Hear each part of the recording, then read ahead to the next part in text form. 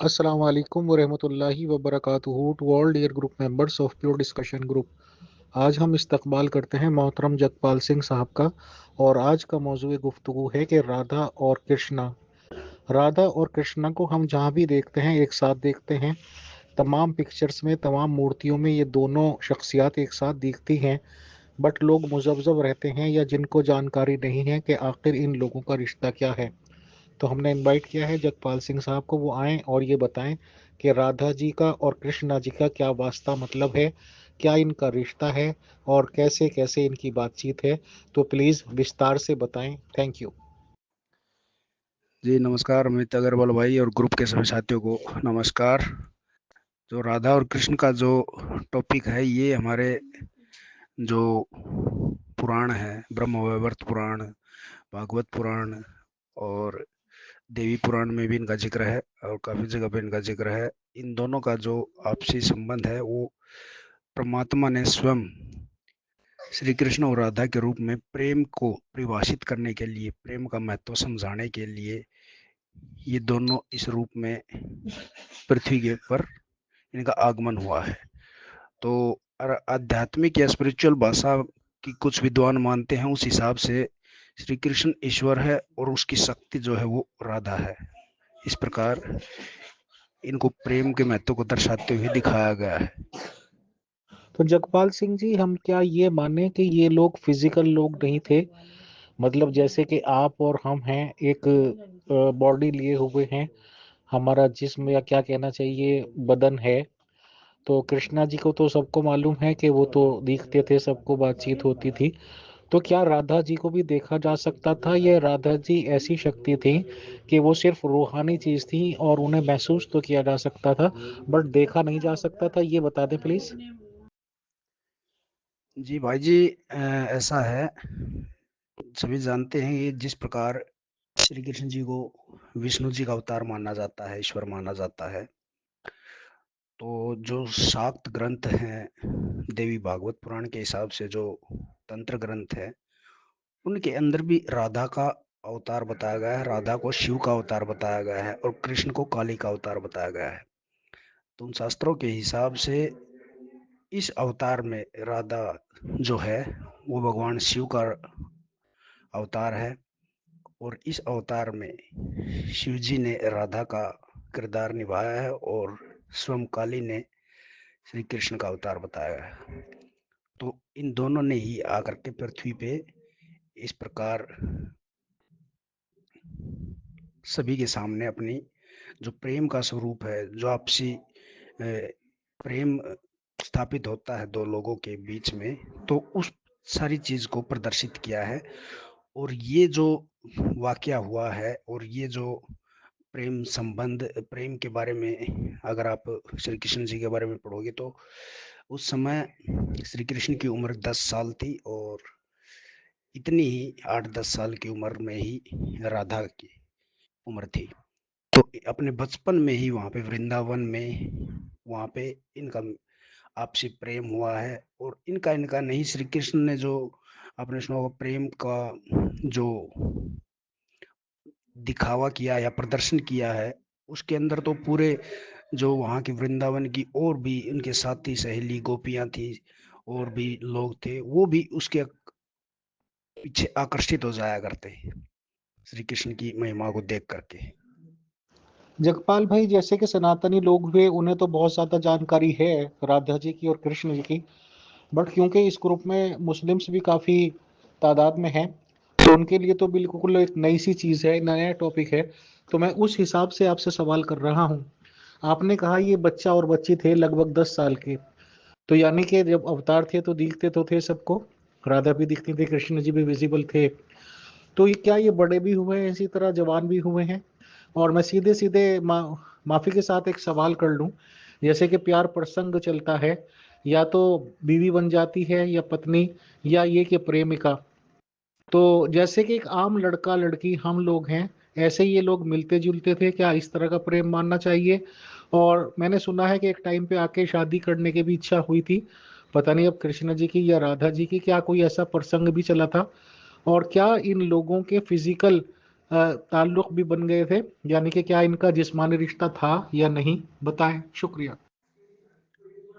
जी भाई जी, ऐसी कोई बात नहीं थी। तो मैंने पहले ही बताया, ग्रंथों में भी है ना, जो श्री कृष्ण था वो 10 साल तक वृंदावन में रहे थे और इतनी ही उम्र राधा जी की थी। तो वहाँ पे एक कहानी भी आती है कि जब वो बचपन में थे छोटे छोटे, तो जैसे बच्चों को बहलाने के लिए, उनको खुश करने के लिए आपस में राधा जी की और श्री कृष्ण जी की एक शादी करवाई थी। उसकी माँ ने भी वैसे भी बोल दिया भी आपकी शादी होगी दोनों की, जो बच्चे थे दोनों।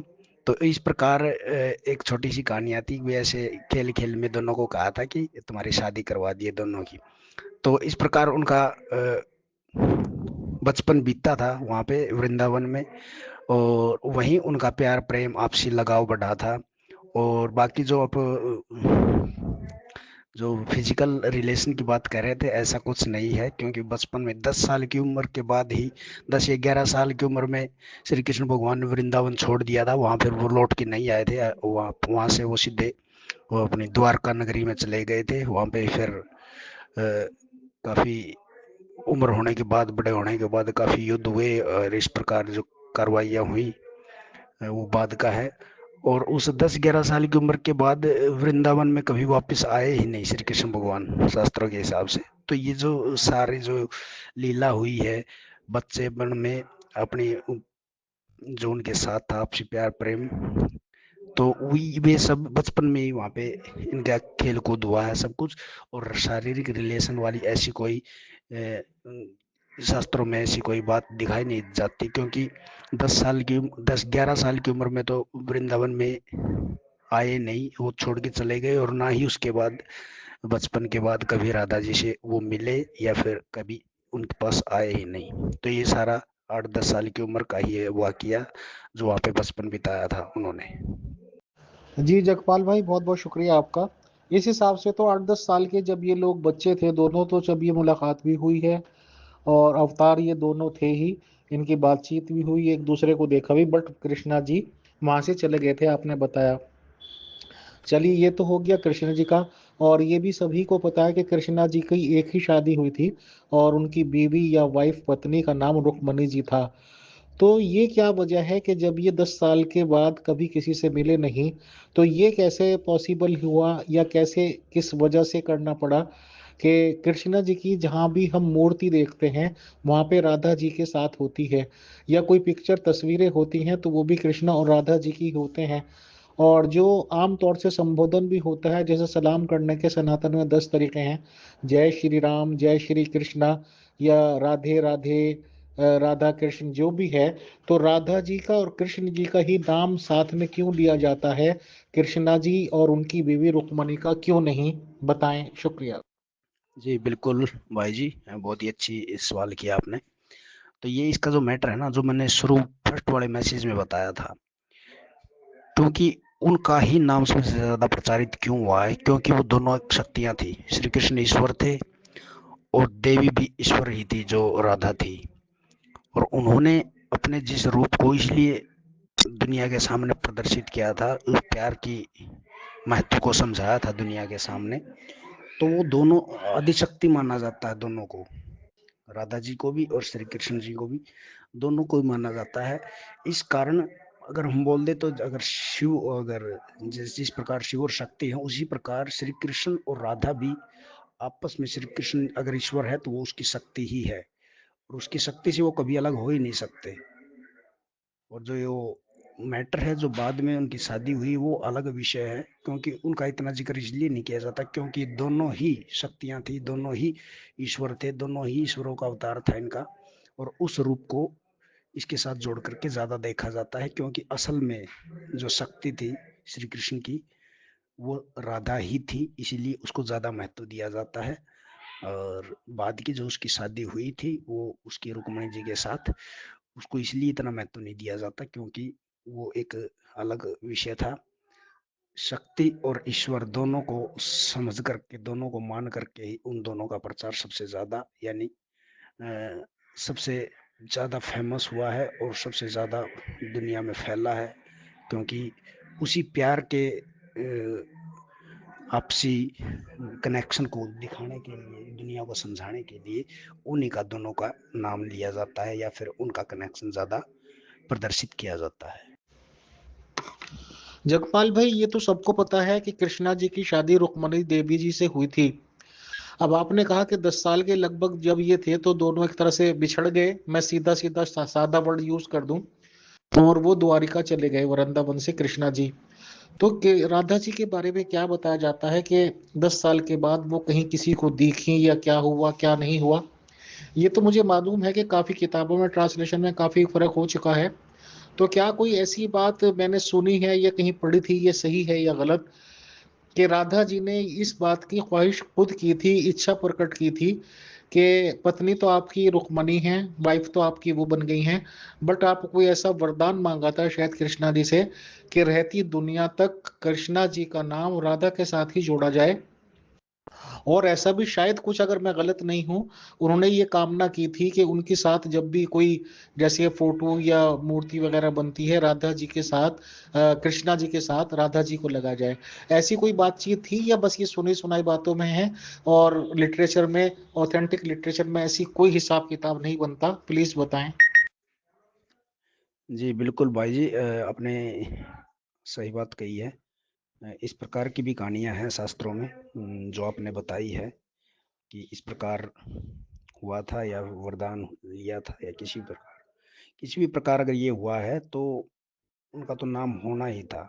ये भी कहानियां हैं जो आपने बताई हैं कि उनके साथ नाम जोड़ के रखा जाए। और दूसरा मैंने ये कारण बताया था कि उन दोनों का महत्व क्या था, वो दोनों थे क्या चीज़। तो इस कारण भी उनका सबसे ज़्यादा प्रचार प्रसार हुआ है। हाँ, ये कहानियाँ भी है कई शास्त्रों में जो आपने बताई है। तो किसी हिसाब से जो कनेक्शन बैठता है वो सभी अपने अपने हिसाब से इनके बारे में विचार करते हैं या समझते हैं, मानते हैं। जगपाल भाई, अभी इसी बातचीत में आपने शायद किसी ऑडियो में ये कहा है, या मुझे कंफ्यूजन है, कि आपने बताया कि राधा जी की भी शादी हो गई थी किसी के साथ। क्या ये मेरा ख्याल सही है, या आपने कुछ और कहा था? और राधा जी की कोई शादी वगैरह नहीं हुई इस दुनिया में कृष्णा जी के प्रेम प्रसंग के अलावा, 10 साल के अलावा? ये बता दीजिए। जी भाई जी, इस बारे में भी कई शास्त्रों में उल्लेख है कि ये बताया गया है उनमें कि जितनी उम्र तक श्री कृष्ण और राधा जी का कनेक्शन रहा है, आपसी मेल रहा है, तो उसके बाद जब श्री कृष्ण वहां से चले जाते हैं तो ये शास्त्रों में ये भी लिखा है कि जो शक्ति, जो मैंने बताया था, जो शक्ति राधा के रूप में आई थी, वो शक्ति राधा के अंश में से निकल करके वापस अपने जो जहाँ से वो शक्ति आई थी वहाँ वापस वो चली जाती है। और उसके बाद में जो राधा जी है वो सिर्फ एक नॉर्मल लड़की रह जाती है। तो ये भी शास्त्रों में लिखा हुआ है कि श्री कृष्ण के जाते ही वो शक्ति भी उस राधा के शरीर से निकल करके वापस जहाँ से आई है वहां पे वापस चली जाती है। और जब राधा जी के अंदर से श्री कृष्ण के जाते ही वो निकल के चली जाती है, जो आदि शक्ति होती है राधा के रूप में, तो उसके बाद सिर्फ जो नॉर्मल राधा लड़की रह जाती है। उसका बाद में शादी भी होती है सायण गोप नाम के एक व्यक्ति के साथ।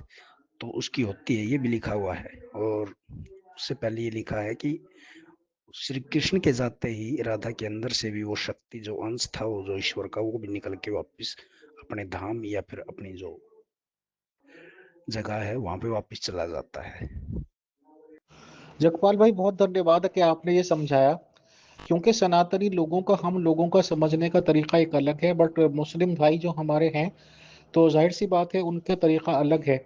तो मैं क्या उन्हें ये बता सकता हूँ आपकी तरफ से, या बातचीत का निचोड़, कि राधा जी और कृष्णा जी उस समय एक रूहानी शक्ति में थे, आत्मीय शक्ति में थे, यानी कि रूहानी बातें हैं उनकी। और ये मैं बता सकता हूँ आपकी तरफ से जिम्मेदारी के साथ, कि कृष्णा जी का राधा जी का कोई भी फिजिकल रिलेशनशिप कभी भी नहीं हुआ, ना रूहानी तरीके से, ना जिस्मानी तरीके से, ना कुछ।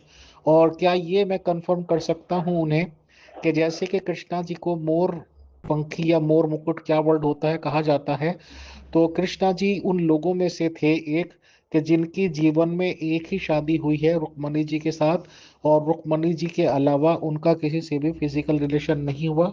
बताएं। अस्सलाम वालेकुम व रहमतुल्लाहि व बरकातुहू to all dear group members of pure discussion group.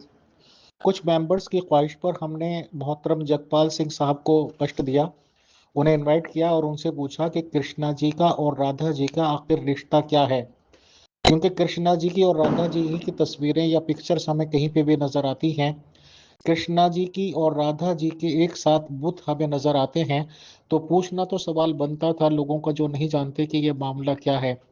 तो जगपाल सिंह साहब ने हमें डिटेल से बताया और शास्त्रों का यानी कि बुक्स के ज़रिए बताया कि बुक्स में ये हमें मिलता है कि इन लोगों का रूहानी रिश्ता था, किसी भी तरह का कोई जिस्मानी रिश्ता नहीं था।